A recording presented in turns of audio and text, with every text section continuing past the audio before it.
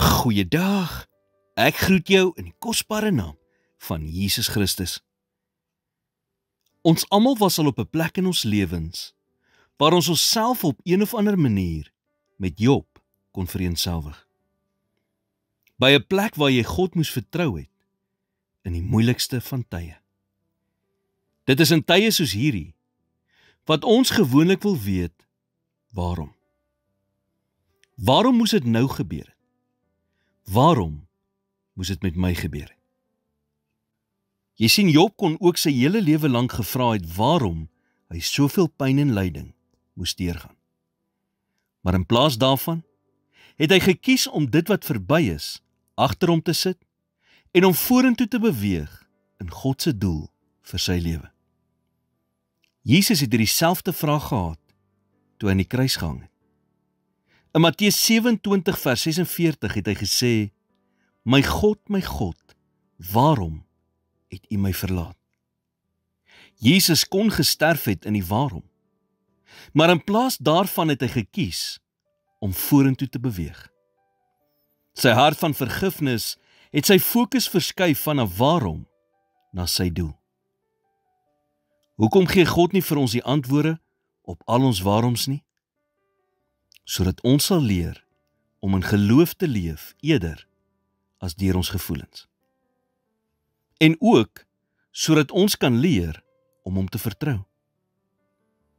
God is ons nie 'n verduideliking vir enige iets verskuldig nie. Hy hoef ook nie eers ons toestemming te kry voordat hy sekere dinge in ons lewens toelaat nie. God is God. En ons gaan nie altyd verstaan hoekom sommige dinge gebeur nie. Die Bybel sê in 1 Korintiërs 13 vers 12, want nou sien ons deur 'n spieël in 'n raaisel, maar eendag van aangesig tot aangesig. Nou ken ek ten dele, maar eendag sal ek ten volle ken, net soos ek ten volle geken is.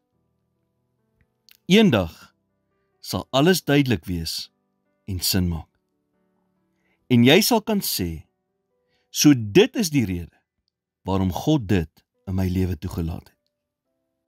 Maar tot dan wil God hê jy moet hom vertrou.